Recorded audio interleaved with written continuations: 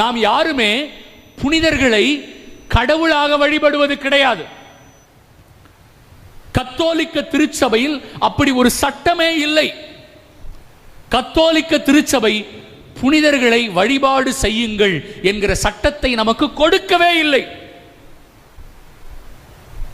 புனிதர்களை வழிபடுவது கிடையாது. இந்த தெரு பேர் என்னங்க? காந்தி தெரு.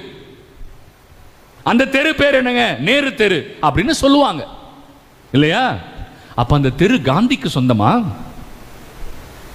ஏன் சிரிக்கிறீங்க? நேரு தெரு நேருவுக்கு சொந்தமா? இல்லை. அந்த நபரை நாம் மதிக்கிறோம், அவர்களுக்கு மரியாதை செலுத்தும் விதமாக அந்த தெருவுக்கு காந்தி தெரு என்று பெயர் வைத்திருக்கிறோம். கரெக்ட்டுங்களா? Saint Mary's church, saint Thomas church, saint Joseph church, saint Paul church. Church பால்கா? சர்ச் மத்தேயுக்கா? இல்ல. அவர்களுக்கு மரியாதை செலுத்தும் விதமாக, அவர்கள் நம்மை வழிநடத்தும் விதமாக, அவர்களை நம்முடைய எடுத்துக்காட்டாக எடுத்துக்கொள்ளும் விதமாக அந்த ஆலயத்திற்கு அவருடைய பெயர் வைக்கப்பட்டிருக்கிறது. ஆனால் ஆலயம் யாருக்கு சொந்தம்?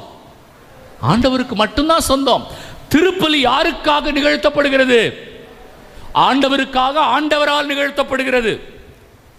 ஆண்டவருக்காக, ஆண்டவரால் நிகழ்த்தப்படுகிறது இல்லையா? வழிபாடு இயேசுவுக்கு மட்டும்தான், புனிதர்களுக்கு வழிபாடு இல்லை.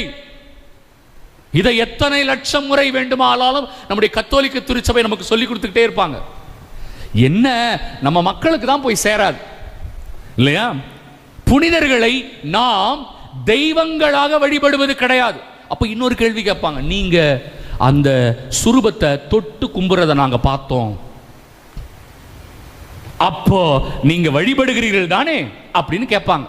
அவர்களுக்கு இன்னொரு கேள்வி, ஐயா, ஒவ்வொரு நாட்டிலும் ஒவ்வொரு கலாச்சாரம் இருக்கிறது. வெளிநாடுகளில் அது இல்லை. நீங்க அங்க போனீங்கன்னா அவங்களுக்கு இந்த கலாச்சாரம் இல்லை. இந்த மாலை போடுற கலாச்சாரம் அவங்க ஊர்ல இல்லை, நம்ம ஊர்ல இருக்கு. எப்படின்னு சொல்றேன். ஒரு தலைவர், ஒரு தேசிய தலைவர் ஒருத்தர் இருக்கிறாரு, இல்ல நம்ம ஊர்ல ஒரு பெருந்தலைவர் ஒருத்தர் இருக்கிறார்.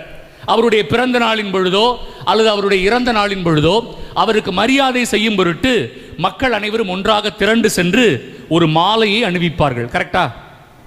அந்த மக்கள் யாராவது அந்த நபரை தங்களுடைய சாமி என்று நினைத்து மாலையிடுகிறார்களா அல்லது அந்த நபருக்கு மரியாதை செலுத்தும் விதமாக மாலையிடுகிறார்களா?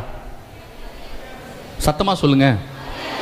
ஏன்னா எங்க ஊர்ல, எங்க நாட்டுல, நம்ம நாட்டுல காலங்காலமா மரியாதை செலுத்துவதற்காகத்தான் மாலையிடுகிறோம் முதல்ல இல்லையா? அப்ப அந்த தலைவருக்கு நான் மாலையிடும் பொழுது நான் என்ன எண்ணத்தோடு மாலையிடுகிறேன்? அவருக்கு நான் மரியாதை செலுத்துகிறேன், என்னுடைய மரியாதையை சமர்ப்பிக்கிறேன் என்பதற்காகத்தான் மாலையிடுகிறேன். அவரை தெய்வமாக வழிபடுவதால் நான் மாலையிடுவதில்லை இல்லையா? இதை புரிந்து கொள்ளாத சிலர் மாலை இடுவதாலேயே இவர்கள் அவர்களை தெய்வமாக வழிபடுகிறார்கள் என்று சொல்லிவிடுகிறார்கள். பாத்தீங்களா குழப்பத்தை? பாத்தீங்களா? இல்லைங்க, எங்க ஊர்ல அப்படி பொருள் இல்லை, நாங்கள் மரியாதை செலுத்துவதற்காக மாலையிடுகிறோம். ஒன்று. ரெண்டாவது, தொட்டு கும்பிடுறீங்களே.